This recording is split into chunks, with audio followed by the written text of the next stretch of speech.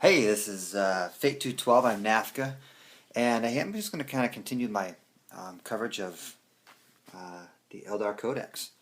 And today I want to talk about fire prisms and Falcons. I'm just going to kind of lump them together here a little bit. Um, the Falcon let's start off with the Falcon. Probably one of um, my thoughts are one of the weaker choices in the heavy support category. Granted, it will find its way into list simply because it's mech'd. It can take holo fields. It can take a bright lance. Take a pulse. It has the pulse laser. Comes with a bright lance, or you can get a bright lance on it. Scatter laser. So there's options with it. I wish it would have had an anti-air capability.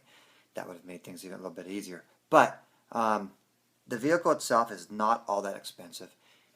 It's pretty durable. And it's got some good shooting. However, I think what's going to happen with it is that the fire prism will outshine it in most categories.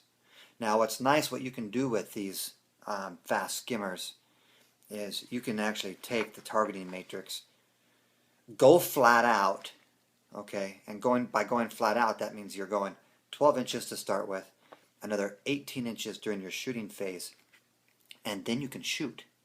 All right, now you're able to rotate, so you can actually you can get those side armor shots and really start punching, and making that forward thrust into an army. That's what really makes the Eldar army, especially all vehicle army, extremely fast.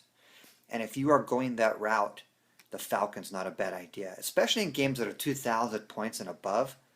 I think you'll find more use out of a Falcon than you will in under 2,000 points, simply because you have more slots available to you, and the Falcon can fit into its role a little bit better in a bigger game. Otherwise, I think in most instances of fire prism, if you're not building your lance, if you're not building your army around Eldar vehicles, and you're looking for some good, strong, long-range fire support, I think that the fire prism is going to excel. Is it my favorite choice out of the heavy supports? I'm going to put it on par with Reapers, depending on your list. I'm also going to put it on par with the Warwalkers, which are some of my I'd say those are my top three choices out of the heavy support options that you have. The fire prism, once again, holo fields is a must. That's going to put you right at 140 points. The same cost as a Falcon, but you're getting 60 inches of range with the fire prism. Granted, you can put on the targeting matrix, go flat out, get those shots in from wherever you want on the field. Now, what's nice about the fire prism is it's 60 inches.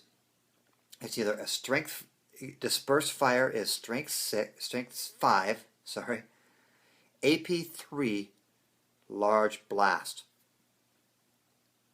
That's pretty cool. You can't get around that. But better yet, maybe not better yet, but the dispersed fire, which will be situational, I think, is strength 7, AP2, small blast. Now that's more of a plasma cannon with much longer range, but it's single shot. I don't see it being used all that much except in specific situations.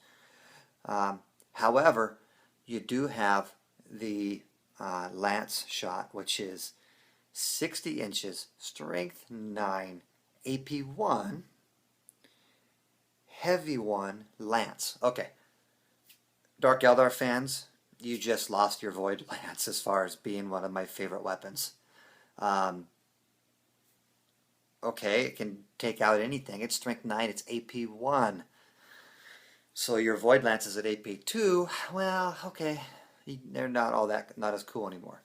Not only that, but you get this on a vehicle that starts at 125 base points. Holo fields, throw them on, you're at 140. Of course, you can upgrade to the Shuriken cannon. On this particular tank, I probably would not do that. If the gun gets destroyed, the gun gets destroyed. But you're going to be sitting back there with a 4+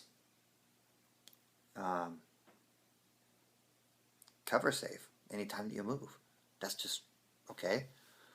So, I mean, except for night fight problems, what else do you need? Now, the Falcon, on the other hand, out of these, and where the Falcon might actually come into play more, like I said, I think so. I think the Wave Serpent is superior in many, many, many ways. Okay, but the Falcon does have true transport capability. It's still 6. Had to double check that in the codex, sitting right here in front of me. But the Fire Falcon, I think, is it's about the same point cost as a Wave Serpent. I think I would rather almost always have the Wave Serpent. Even if you're going flat out and firing from the side, I think that there's just better options. Granted, it's 3 Strength 8 AP2 shots that you're getting out of the thing, but not when you're going flat out. But it's just it's a good gun. But I do think the Fire Prism excels, and I think there's just better options than the Falcon. So anyhow, that's pretty much where I'm at on these 2 vehicles. I've mostly gone through the heavy support choices. I probably will look next at maybe the Wraith Knight and Wraith Lord. I've had a chance to play with those. So, but anyhow, this is Fate 212. I'm Nafka, and I'll be talking to you soon.